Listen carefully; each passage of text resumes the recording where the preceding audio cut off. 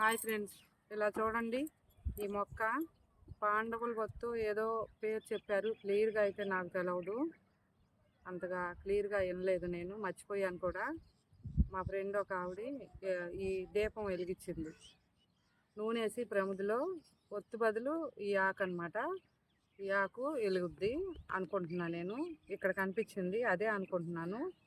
చూడండి, ఈ మొక్క కార్తీక మాసంలో దీపాలు వెలిగిస్తారంట. అందుకని కాస్ట్ ఎక్కువ తీసుకుంటారు నర్సరీలో. ఇక్కడ మనకి ఫ్రీగా దొరికింది కదా మన గుడి దగ్గర, అందుకని నేను ట్రై చేస్తున్నా.